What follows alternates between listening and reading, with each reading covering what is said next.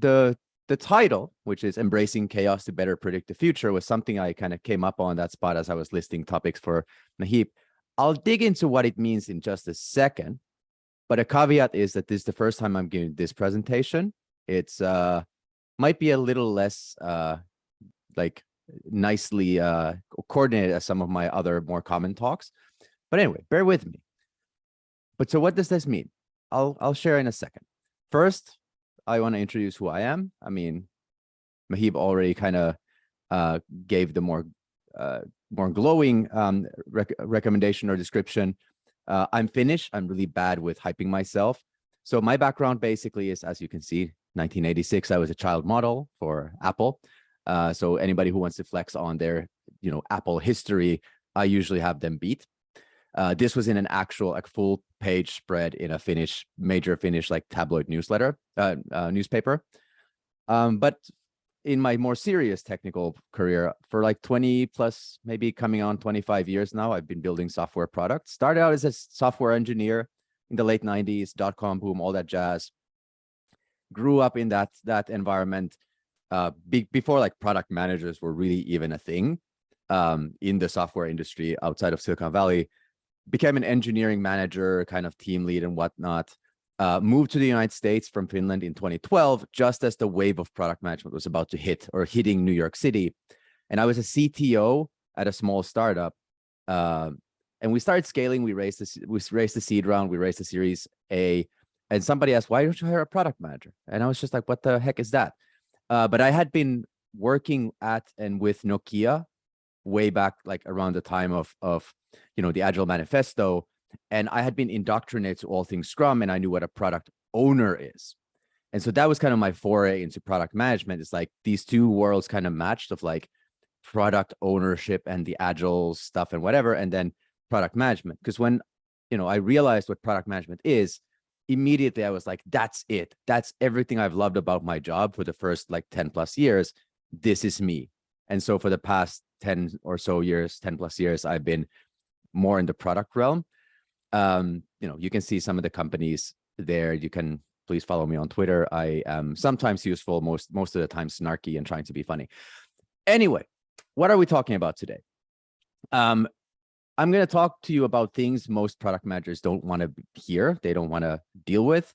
I'm going to talk to you about commitments. I'm going to talk to you about predicting the future. I'm going to talk to you about expectation setting, even the dreaded road mapping and dates.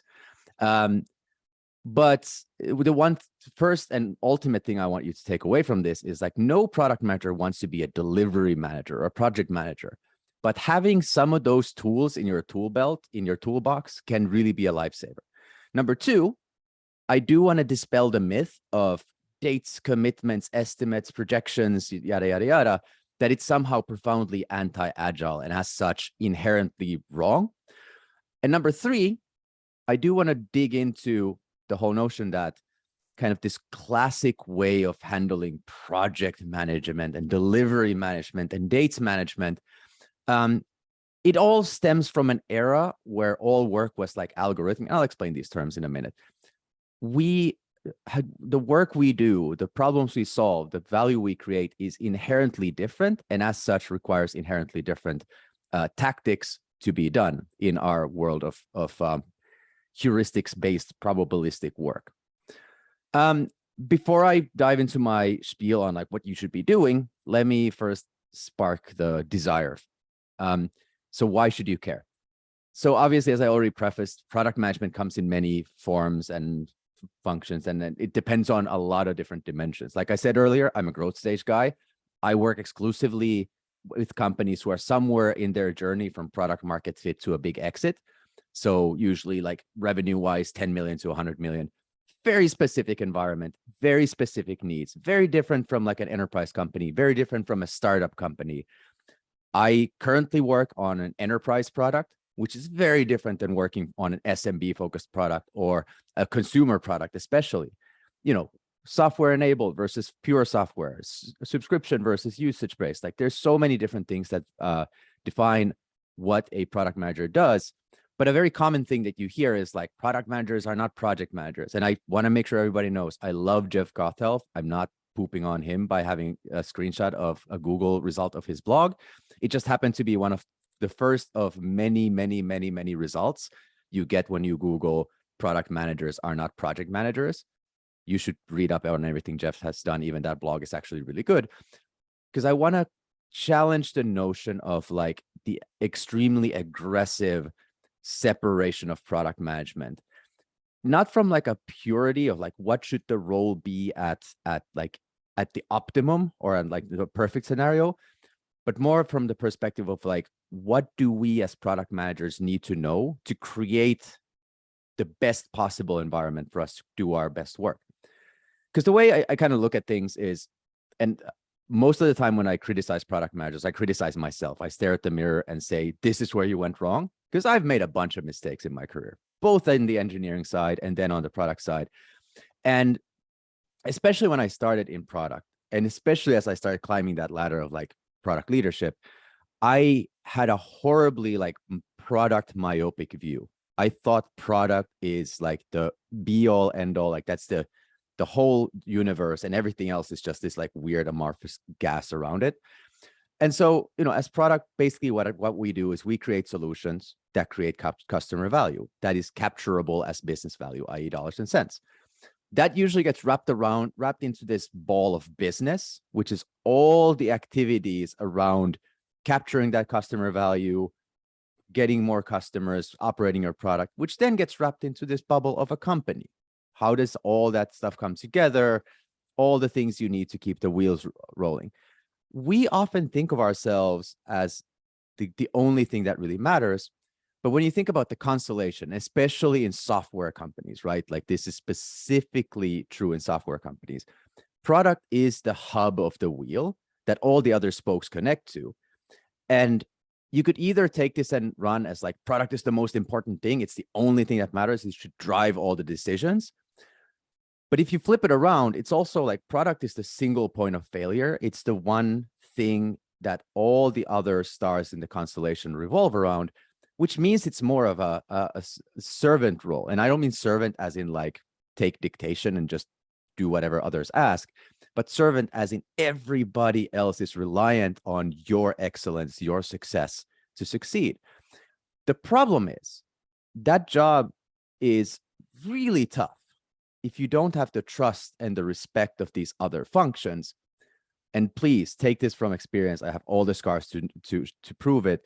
It really, like, product management is the worst job in the world unless you've gained that trust and respect. Toby, from the founder of Shopify, Toby Lutke, coined this concept of a trust battery, which I've really loved. Ever since I heard about it, I've gravitated heavily towards it. It's basically this concept of like every relationship you have, both like individual and kind of organization to organization.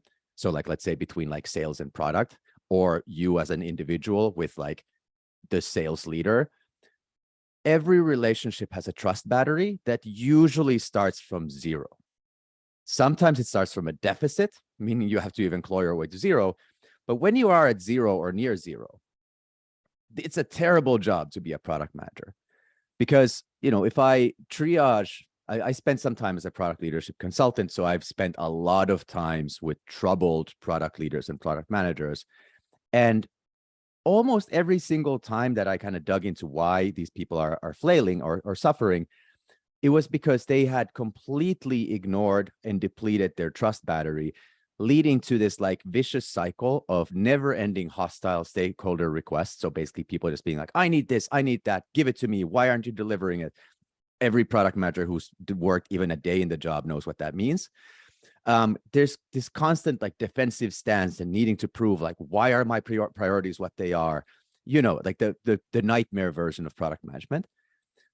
But when you operate at a full trust battery, when people around you, people, in your kind of vicinity trust you, they trust the team that you're in, they trust your good judgment, your work becomes incredibly fun. And exactly as all the books tell you, as when you read Melissa's book and Marty's book and Teresa's book and all these fantastic books, this is the environment where you get to really flex that muscle. Because basically when people think of you and your team and they're like, yeah, they got it, they know better, when you tell them you can't do their thing, they're like, I trust that person's judgment. The thing is, trust batteries almost always start from zero, but if you operate as if it's full when it's at zero, you're dead. You will be dead, and you'll go past zero, and you will be in this vicious cycle forever. One of my favorite, since this all kind of centers around trust, one of my favorite definitions for trust comes from Reid Hoffman, one of the early quote unquote PayPal mafia people, who founded LinkedIn and now is one of the most powerful venture capitalists with Greylock in Silicon Valley. So Reid Hoffman, he defined trust as consistency multiplied by time. And what I really love about this is it's very simple, but it really captures the true essence of trust. And also the nature of like, it is a multiplication, because if either of these factors goes to zero or near zero, the actual result of the multiplication is also very close to zero. So especially with like the time factor, you cannot fake time. You have to be able to show up and do the reps. But today we're going to talk more about the consistency part, and consistency in a kind of predictability and transparency perspective. Like, how well can people really truly trust in your ability to kind of show up and keep them in your mind and cater to them. And so we're going to talk a lot about consistency and how it breaks down. I do want to talk a little bit about, like, because we're encroaching on a dangerous territory, I want to talk about Agile. I want to talk about how this all slots in. As I kind of made clear earlier, I am an Agilist, whatever the heck that means, through and through. I have a profound fear and hatred, and a good mix of both, towards all sorts of crazy Scrum butts and fake Agiles, and especially like all sorts of wonky SAFe and other scaled out Agile frameworks. If it quacks like waterfall, if it walks like waterfall, it probably is waterfall. I'm not advocating for any of that. I truly, I mean, whether I'm like capital A Agile or lowercase a Agile, I'll leave it up to somebody else to define. But I truly believe in the core tenets of Agile software development, lean software development. But I want to dispel a couple of annoying, consistent myths about Agile, which I believe kind of come from a place of laziness and a place of, like, again, product development myopia, like as if nothing but the actual product development process matters. Agile definitely isn't thrashing. It isn't just kind of like doing whatever, like on a whim. It's definitely not, it's done when it's done. And it for sure isn't no estimates, hashtag movement. What, at least for me, like kind of the crispest definition of Agile and like why it matters. And I'm not, by the way, I'm not talking about any specific Agile methodology. But for me, the mindset's core is that we take as a given that the environment and our understanding of it is in constant flux. It's in constant evolution. And as such, we have to be able to make changes in a calm and controlled manner. So it's almost like a sense of serenity amidst chaos. I don't want to get too like hoity-toity, too hippy-dippy here, but that to me, it's almost like this kind of sense of like yoga Zen, where you can take all this incoming signal, you can take this incoming change and evolve and adjust with it without skipping a beat, without coming across as like thrashy and so forth. And so again, the keyword today is changes, and how do we handle those? A little more backdrop before we get into, I mean, Mahip already set it up as like, I'm going to give you all sorts of like really useful tidbits. I hope I will. We'll get to those in a second. But a couple of backdrop things first. Generally, work, the things we do, to create value, come in two categories. Most of the history of the industrial era has been based on algorithmic work, essentially like conveyor belt work. Anything from like paint that fence to like move those bricks to, run a mile. I don't know why that would be work, but you know what I mean? Like things that are clearly predictable, low volatility, efficiency and management are at a very high value. And it's all about like the reps, and you can manage the hell out of that. However, the 21st century, and especially our world, is mostly revolving around heuristic work, which is far less deterministic. Like you cannot exactly say what it is. It's much more probabilistic, which means essentially that you don't necessarily, you know where you need to get to, but you don't necessarily know how to get there. And so it's more akin to like I love building jigsaw puzzles. I've built probably hundreds of them. I still can't whittle down the time it takes me to build a 1,000-piece puzzle, like to closer than like maybe 6 to 8 hours. But even that is like if it's like a very standard one.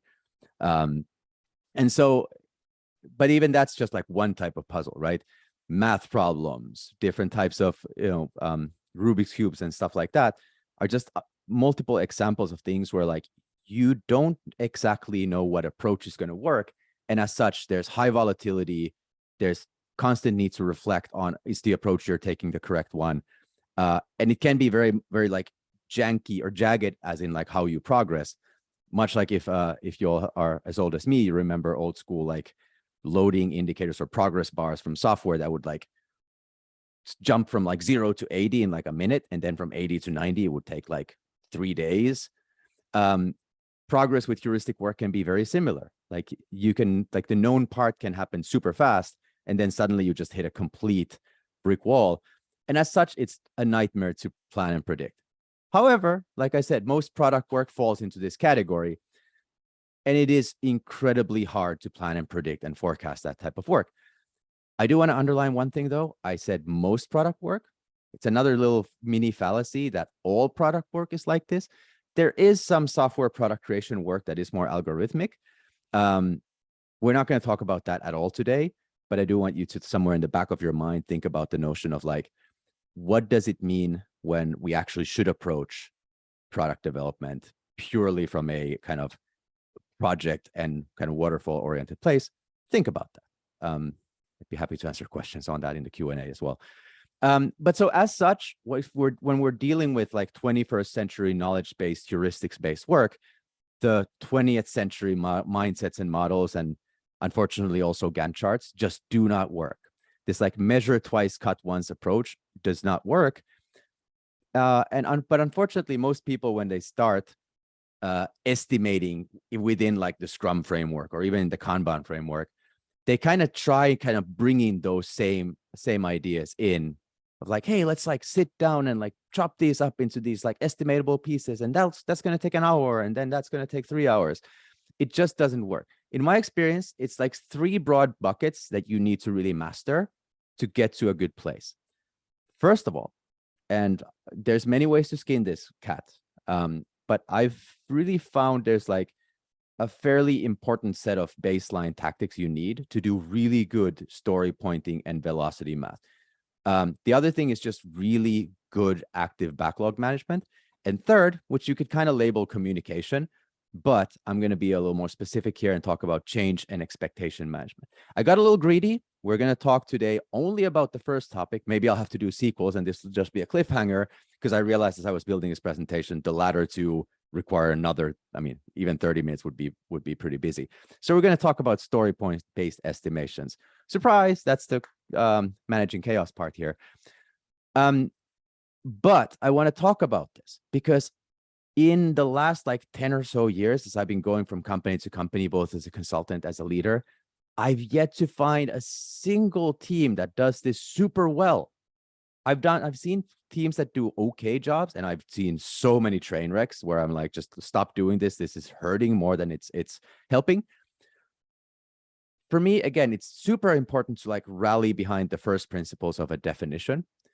And for me, like if story points and velocity really are used for any other purposes than assessing how deep a team can get into their planned work backlog in an average sprint, things are going to go off the rails. I'll explain why planned work is highlighted in a second.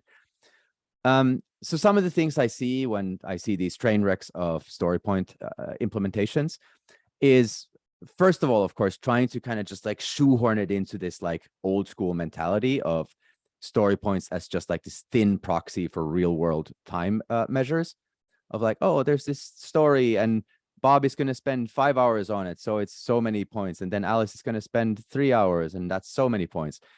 That is incredibly flawed. And I'll give an example. I won't go super deep into it for time reasons, but story points should always be an abstract measure that only answer the question of if something is 2 points, it's bigger than a 1-pointer and smaller than a 3-pointer. I'll explain that in a little more detail in a second. The other mistake I see is story points used indicative of only effort. Effort is like the least important part. And when I say effort, I mean the time it will take to type this stuff in, or kind of, again, in the world of algorithmic work, the time it takes me to paint, a part of a fence or move a box from place A to place B. Story points are meant to capture all of the things that influence how long a thing takes: complexity, blockers, dependencies, all that fun stuff. The other thing, story points are not an individual metric.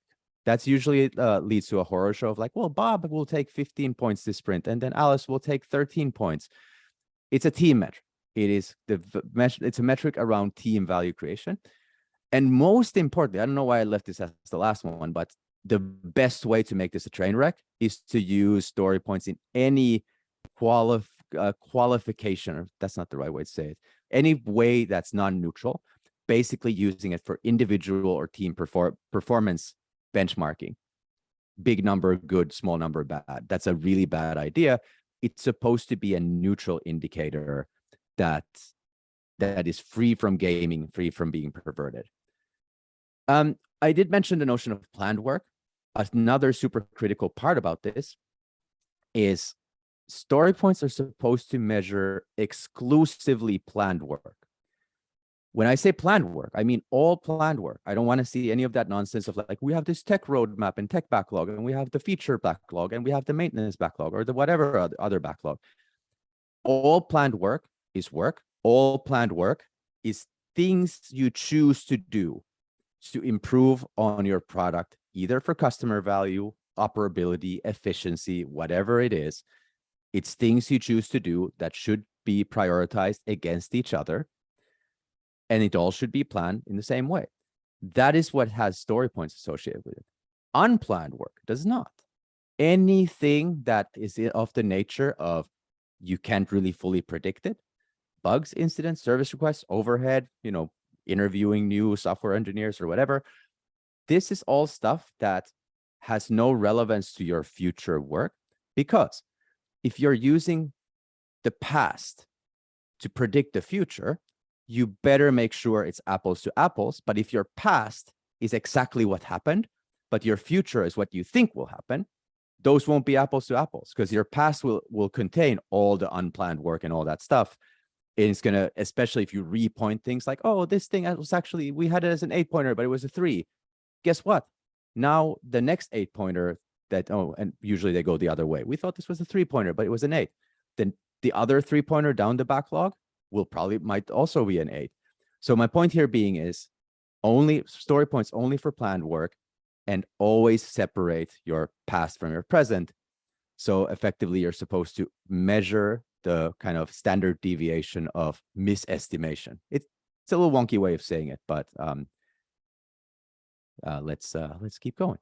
Like I said, here is a crude definition of a framework I've used for pointing before. We're not going to go through this in extreme detail. Take a screenshot or watch the recording or get the slides later. The point here is to highlight the fact that if you look at kind of the top, even 0 points is okay if we know exactly how to do it and it's really fast. And all the ones at the top are more like effort driven, because those are known things. We understand how to do them. But as you go down the scale, complexity, ambiguity, and stuff like that starts creeping up, because generally the more ambiguous, the more dependent or whatnot something is, the more it will inevitably creep up all sorts of like fun new little things that you couldn't predict. Usually people like using Fibonacci. I also like using Fibonacci mainly because the bigger the numbers get, the less precision they have, and so it doesn't really matter if something's an 11 or a 13.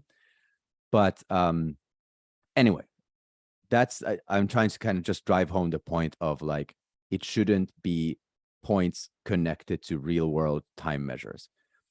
Now, getting into the velocity side of things, that's what I usually, not me, this is a fairly general definition. It's the average per sprint number of story points completed by a team in the last 3 sprints. You can go 4, you can go 2, whatever your average desire is, adjusted for capacity. This is another thing I see consistently teams ignore, is the concept of capacity. It's the one thing where we kind of look at a little bit of like the real world events happening, which basically means like, and again, not exact math, don't fall victim of the, is this 97% or 96.5? It doesn't matter. Like I usually say just, and I don't know if I added the example of 87.5, that's ridiculous. Stay to like a 10% precision. Basically, it's just saying like, don't expect on Christmas sprint, like the sprint over Christmas and New Year's, you're not going to get anywhere near 100% of your points. Here's a scrubbed down example of like a calculator I recently built for the thing. And so basically, this is a team, as you see in the notes, it's like, President's Day, we had an offsite, Memorial Day, some people are out, some people are on leave, Labor Day is coming up, Thanksgiving, Christmas and New Year. And you'll see the capacity is adjusted for those events. Basically, what this just means is having a calculator that will tell you, clearly, if your velocity stays consistent, you're still not going to do full velocity points on Christmas sprint. And then you can already, and I'll show you an example in a second, if you follow this stuff meticulously, I guarantee you, and if your team kind of consistently evolves its working methods, this gets more and more precise as time goes on. So I'm going to actually show an example, and it kind of kills me that I just showed you an example from a spreadsheet. We shouldn't have to deal with freaking spreadsheets here. We should have mature tools. But guess what? The tools that we normally use for managing stories and stuff, Jira, Shortcut especially, neither one of them does this stuff well, which is honestly why it kills me. I have to give this talk in kind of this more abstract manner, because we should have super good tools. And we had one. We had Pivotal Tracker. This was super popular as like a Scrum team story tracker like 10 years ago. But then Pivotal Labs had other ideas, other priorities, and they kind of ditched it. It still exists. You can still use it. You can sign up. It's freemium. Go poke around. But I wouldn't advise anybody to use it. It's starting to kind of show its age. It's horrible for teams that are bigger than a single team, so like teams of teams. And honestly, there's a lot, there's a lot more you could hope from it. But it absolutely nailed the Scrum math stuff. So I've got an example team here. On the left side is our previous sprints. We've done 4 sprints. Clearly just one developer. I've been super active. And we've knocked out 10 points in first sprint, 8 points in the second sprint, 6 points in the third sprint, 13 in the fourth sprint. But you can see here the capacities. We had some people out, 80% capacity, 50% capacity, which leads us to have a current velocity of 11. Now, here's the magic between the tools that you probably use, and we also use at my work, like Shortcut, like Jira. The act of putting a story into a sprint is explicit. I put a story into sprint number 5, and like we kind of fill sprints. But what Pivotal did, and what I still don't understand why this isn't the norm, is Pivotal just had the notion of you've got your backlog, it's in priority order, just no ambiguity, priority order, and it then cascades from there based on velocity to sprints. So effectively, you've got, our capacity is 11, and it does all sorts of fun little things, like it's not going to allow me to have, the next one in priority is 8 points. It's not going to allow me to have 12 points because it knows this is going to slip to the next sprint. So it's filling my sprints automatically. If I can't pull this story into this sprint like explicitly, or if I do, it moves other stuff around. So point here being, we can achieve this same stuff with the tools we have. It just requires a little manual work, a little spreadsheets, a little bit of 30 minutes a week of counting things, and it requires you to keep your backlog tidy. It all starts from having a tidy backlog with plenty of stuff in it and tracking your velocity well, because here's where we get into like the really magical stuff. Backlogs change all the freaking time. There's somebody comes to you, sales comes to you, like story 23, super important. We've got to get it right now. And before that, somebody had, oops, I didn't want to open that. Somebody had just asked you about when is example story 22 being done? Well, right now we can say like, okay, it'll be completed in the sprint ending in, September 19th. Cool. You made a commitment. It's important. You need to now be consistent and live up to that. However, big boss person, CPO, somebody comes in, is like, this story 23 super duper important. Booyah. What happens? It's at the top of your backlog. Always happens. Now, whoever was interested in story 22, you now immediately know there's a prediction. It's now going to be in sprint, whatever, sprint something ending in October 3rd. This type of dynamic management of which sprint things are in is something that none of the tools you probably use do automatically for you, but learning to do it manually is super important. Because what if you suddenly realize like, uh-oh, we adhere to some crazy holiday that takes half of our sprint somewhere down the line. Cool. You just lost half of your velocity for this sprint. Everything again started adjusting. But what do you know? Story 22, still in the sprint ending October 3rd. Same thing happens. Big boss person again comes, blah, blah, blah. Super important thing. Let's do this. Super big. It's 8 points. Gotta happen right now. Same thing happened. It just took over your entire sprint. Everything else got pushed back. The person is interested in story 22. You have a new date for it. Also, you need to make sure that you track all the reasons why that change happened. That's the topic for another talk. I'm going to come back to my slides and wrap this up because it's time for Q&A in a second. And here we go. Again, to kind of recap, all this stuff, all this like little living with the ambiguity and kind of managing those dates, managing those commitments, always come back to the trust battery. The reason you do this is not to, report up to the leaders or whatever. You're building the trust battery. Every time somebody's interested in something that you're doing, a salesperson wants to bring it to market, the marketing leader is waiting for some revenue boost or whatever. If you let things slip without adequate pre-warning, you are draining that trust battery, and I guarantee you your work will be harder and way less enjoyable, and you will be pushed to do more of the things you don't like. And so anyway, I'm going to stop. I've been very soapboxy here for a while. Hopefully we'll have a couple of good questions. At least usually this topic riles people up pretty nicely. I'm going to stop there. So, Tommy, thank you very much. That was very, very engaging. It is a topic for riling up, right? It is like, what's the role that you play? Do you say you are a delivery manager or do you not? Like we've all been there. We've all been, presented with these challenges. The first question, really, and that I'm sure that that's a theme that others also have. What you presented is fairly dense. What you presented is something that we could aspire to, right? However, and you would have done this, right? You speak about this with confidence because you would have done this on your own. Such a kind of change will not happen overnight. As much as we like, we're not getting our dev teams, away from the concept of like a backlog or like a technical debt. We're not getting them away overnight. Any thoughts around how you have implemented it, and any thoughts around getting there in multiple steps versus a cataclysmic overnight change? Super good question, and always one of the biggest questions of change agents. And honestly, like one of the things that I've found hardest is like when I was either an engineer or an engineering manager, or when I was a individual contributor product manager, it was a lot easier because you have a lot more control, right? Like you're changing your environment, not somebody else's environment. But especially as I've shifted over to leadership roles and executive roles, where I no longer have full control, it's the eng lead, the product manager, like it's their domain. I've had to start wrestling with how do I incentivize and tease out the desire for people, and that's partially why I'm giving this talk, is I'm still learning. I'm trying to spark the desire of like, there's a way to do this it leads to a better world.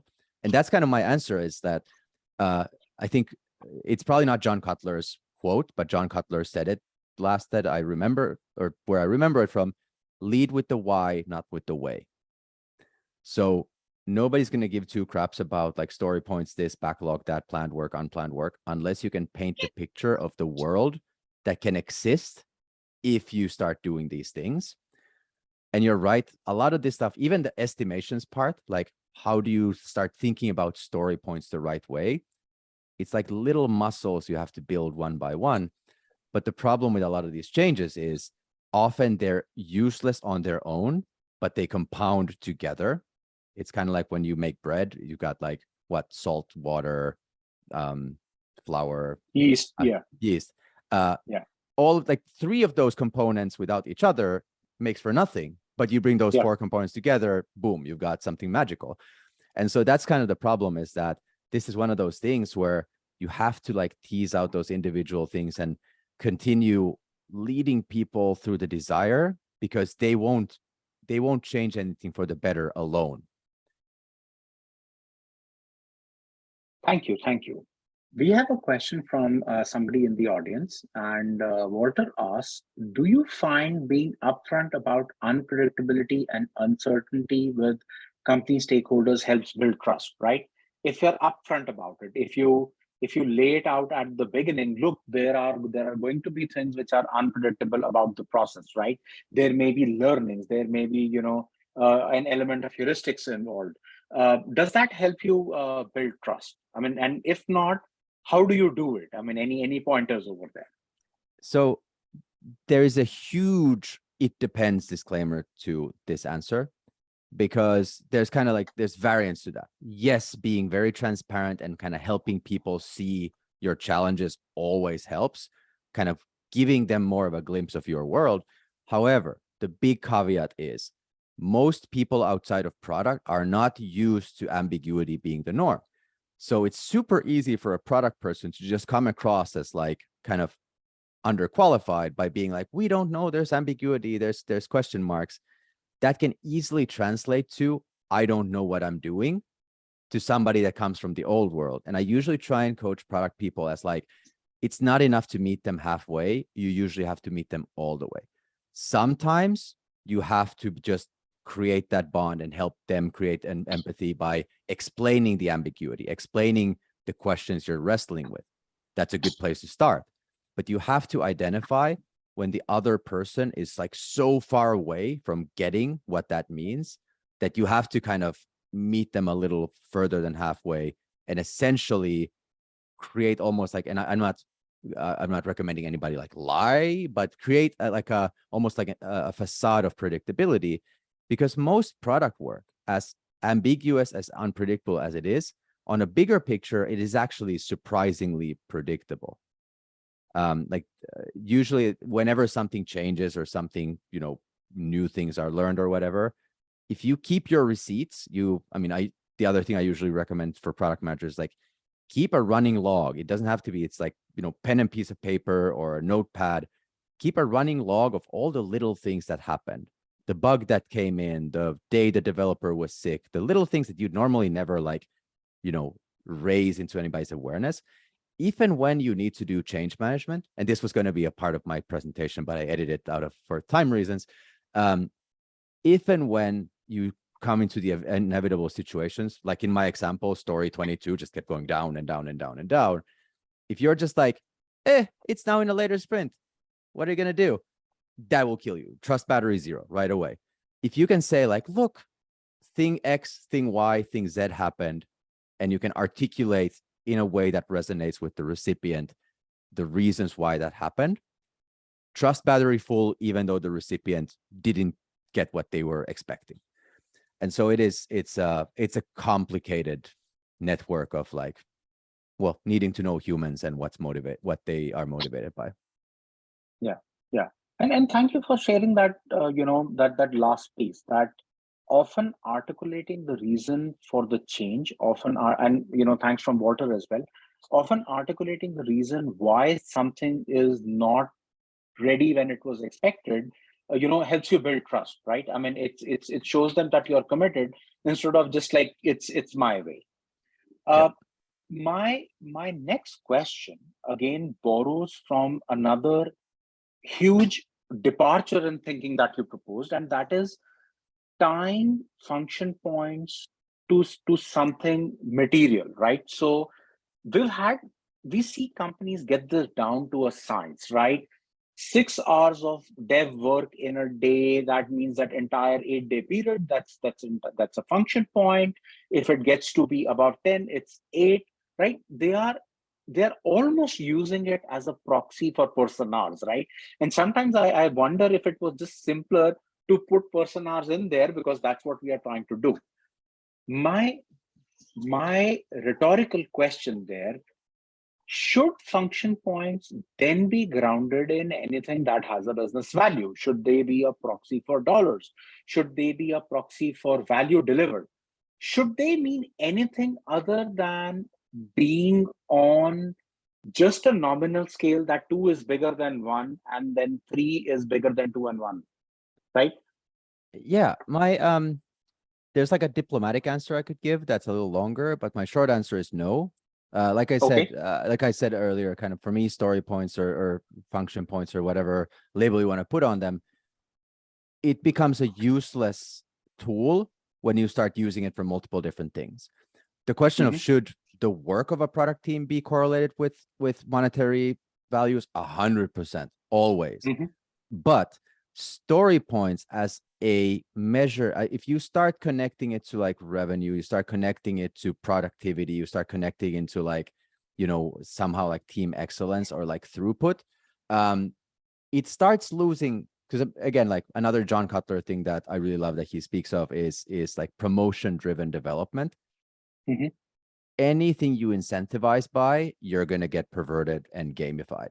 And so the second that kind of story points are not harnessed exclusively for the visibility of how far you can get to, almost like your speedometer, it starts losing its value. And so what I would recommend is kind of separate the question in two. It's like, okay, story points, let's use them for what they're meant for, and let's come up with another way to connect team output, teamwork to financial or otherwise like product outcomes, financial outcomes, any other outcomes, business value outcomes. And then the productivity part, that's a hard one because I've yet to see a good way to quantifiably measure the excellence of an individual software developer, designer, or product manager, or a team thereof, without a lot of qualitative, detective work. So yeah, anyway, that's a long answer. The really short answer is no. Okay. And that's insightful as well. So another informal way of saying what you said about incentives is what I also learned is what gets rewarded gets done with a vengeance, right? Yeah. So if you can show them a path that they're going to optimize on those metrics without caring for anything else, right? Because that was what will be rewarded. I mean, you're absolutely right, because the second an engineering manager, the CPO, the CTO, or whoever comes into a meeting and says, "What's wrong? You guys' velocity used to be 70, now it's 50. Like, you guys suck." Guess what's going to happen? They're going to start figuring, velocity goes up because everything is pointed up. Suddenly, every bug will now be pointed, and like kind of everything, it gets perverted really fast and it loses all value. Yeah. Another question on this topic, it comes from Rajkumar. He says he's curious if you've ever tried deriving cost per story point, right? Yeah, that's a really good question. And actually, like, I did want to augment my previous answer, is that it is possible to do a bunch of like post hoc analysis based on story points. So kind of the question of should they be connected to revenue? You can do like kind of what I kind of label the product ops, under the product ops umbrella. You can glean a bunch of things from teams' past story points in terms of like, what was like the ratio, like if you start categorizing stories, for example, of like how many are tech debt, how many are new feature development, how much are improvements to old features, and so forth, you can get like a directionally correct view on like what is the work allocation of the team. It's not going to be an exact science because, again, story points aren't super exact, but I have used story points before, like historical story points for things like work capitalization, for example. So it's something that most people who work in product in publicly traded companies know painfully well is, for accounting purposes, you want to capitalize a certain percentage of your R&D labor cost. Sorry, we're getting pretty high flying here. But anyway, I have used story points as a way to kind of back into what percentage of our R&D cost has been used to truly innovate, and what has been used to kind of keep the wheels rolling on like an acceptable position. So you can do stuff like that for sure, for sure. Okay, thank you. At this point of time, let me, bring in Alicia. Alice, you had a question for us. You said, give you some time to be able to ask a question. So I think this is the right opportunity, right? Before we take up other more questions from the audience. Yeah, that's great. So I wanted to ask both of you, what is one thing that you wish you knew when you started your career as a product manager, way back when? When you started your career, one thing you wish you knew? And whoever wants to take it away can. Yeah. I can Tommy, start. would you like to go first? Yeah. Okay. I have it's not necessarily like, it's relevant to my entire professional career. It became hyper relevant after I became a product manager. And somebody once told me, and I'm just gonna, use expletives here. If you're always surrounded by assholes, maybe you're the asshole. And that stuck with me, because in product, you're constantly in somewhat terse situations. There's always a little bit of tension, a little bit of friction. And it really is first and foremost up to your own attitude, how you respond to those. And the second I realized, most of the time when I'm in situations where I feel like everybody's against me, maybe it's me. Maybe I should look at my own, maybe I should look in the mirror and think, what am I doing here to ease this tension or create a better outcome? It helped so much because I was angry and frustrated a lot before I realized this. So that was for me, it has been probably the biggest thing. For me, it is something slightly more philosophical, and then I'm learning this. This is live learning for me. My thoughts around this have evolved over a period of time. Pick up any product book, read any product blog. They talk about users first, customers first, all the time, every time. I also think that a product manager needs to know about the business, right? You got to be able to put users first and yet build a sustainable business at the same time. Unless this is your own well-funded startup and you have so much money that you don't know what you want to do with, you're always going to be working in an org, working with people who you are accountable to. You're going to have to support a business. What you do has to solve problems for the users. You're putting them first all the time, every time, but very, very important to build sustainable enterprise around it. If your product is not going to feed your experiments, if you don't have money for that R&D, if you don't have retained earnings to fuel your growth, eventually you are going to capitulate, right? So this has been extremely, extremely important. These learnings have come home, and in some companies where we were optimizing, they have come home, to roost in companies where we were going for growth. Extremely important to build sustainable business. I definitely will double stamp that. And it is one of those things many product managers learn the hard way. Learning the language of finance, business, and accounting, like learning how to talk fluent finance is so incredibly important. That was my first time speaking at Products That Count was I think 2 years ago, and I spoke pretty clear, exactly about that topic because it is so true. I actually think I've thought about that a lot recently, in that a lot of what we speak about, like you said, Mahip, like in the blogs, in the podcast, in the books, is about value creation. But there's also the side of product that is value capture. And we don't talk about value capture, which is kind of the conversion of customer value to business value, which basically is like charging for the things that we do.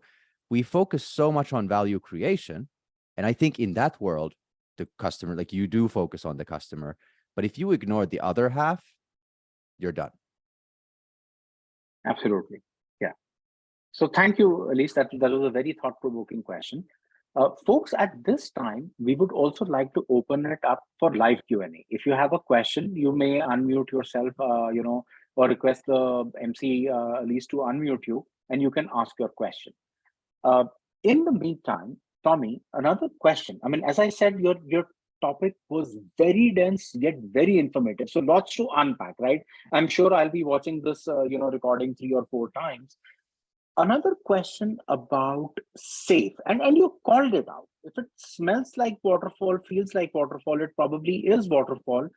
Yet companies are making attempts at bringing those swim lanes together, right? So the part of safe which I don't deny is, how do you have multiple agile teams working together without stepping on each other's toes or without constantly failing all of the other ones? Your thoughts around that. Let's not put a name to the framework, but how do multiple agile teams work together successfully? Yeah. This could be another hour in and of itself. This is such a deep topic. I poop on safe a lot because, first of all, like I said, I'm a growth stage person, and safe and all its ilk is more like mega enterprise stuff. I can afford to be a little bit dismissive of them. But the problem they're trying to solve, I mean, from a snarky angle, they're trying to solve, hey, how can we pretend to be agile but still kind of be waterfall and retain command and control methods, right? But the problem you're very admirably pulling it to is real. How do you scale something out? And I think a lot of the agile zealots would basically say, like, the way to scale agile is to not to. So basically, kind of the almost like anarchistic, like autonomous cells, like you just kind of chop into smaller and smaller startups, which works to a degree. My favorite book on this like that answers this question in a lot better detail than I can is called Team Topologies. It's more from like an engineering perspective, but it's a wonderful book about creating kind of an architecture of teams. It speaks a lot about like what's known as the reverse Conway maneuver. So Conway's law is basically you ship your org chart, or basically like your organization chart will define your product ultimately. What that book talks about is how to architect your team structure in a way that it creates the product that you desire, or in that book's side, the technical architecture.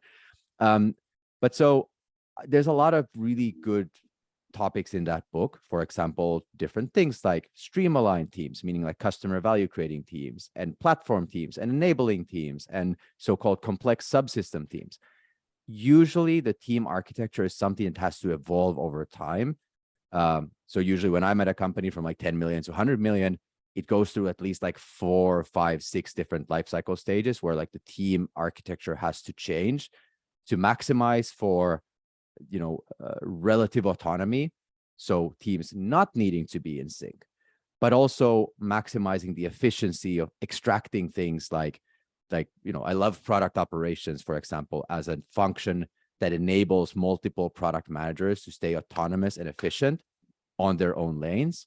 The same can be done for teams by having, DevOps, a good DevOps culture, having, platform teams that act as products themselves and not as like dependencies, and, little things like this. So by nature, I have a deep hatred for dependency chains, and I like to create team structures that act as like asynchronous dependencies. So basically you can build internal capabilities that enable for teams to move more autonomous. Anyway, I'm kind of rambling. It's a long answer that I could go into many, many more details, but it is a lot about like what, product leaders, engineering leaders need to spend a lot of their time on is eliminating that friction, eliminating the zones where people can step on each other's toes. It's architecture basically. Yeah. And to the earlier point that you said, the answer is it will depend. It will depend on organization to organization. It will depend on where they are. I mean, how, what's the as a product leader, what sort of equilibrium do you have with the engineering leader? But thank you. That's the one thing. yes, please. The other thing I'll still say is usually, I mean, 9 times out of 10, the thing that really defines it is your existing technical architecture. It's one thing to dream the perfect team structure. A whole other thing is like, okay, you've got this architecture, you've got the monolith or the horribly broken microservice thing. How do you evolve? And it again goes kind of to like reverse Conway maneuver. You have to get the teams in the right order first and then incentivize them to re-architect the right way. So it's a little bit of a nightmare sometimes. Yes. With that, we are right at time. So Tommi, thank you very much again. An excellent job of distilling your own experience, bringing it to our audience for practical takeaways. I don't see any more questions from the audience, so I think we will end right on time. Elise, with this, Tommi, thank you so much again. Elise, I'll hand it over to you, to say bye-bye. Yes, thank you so much. I think that we all are going to go into the rest of our careers a little better at predicting the future. So thank you again for hosting Maheep and for your great presentation, Tommi. And if you wanted to read a blog about this presentation, watch the webinar again, catch any of the highlights, you can do that. I'm going to write the blog. It'll go live Friday morning at 8 a.m. All right. Yes. Thank you guys and again.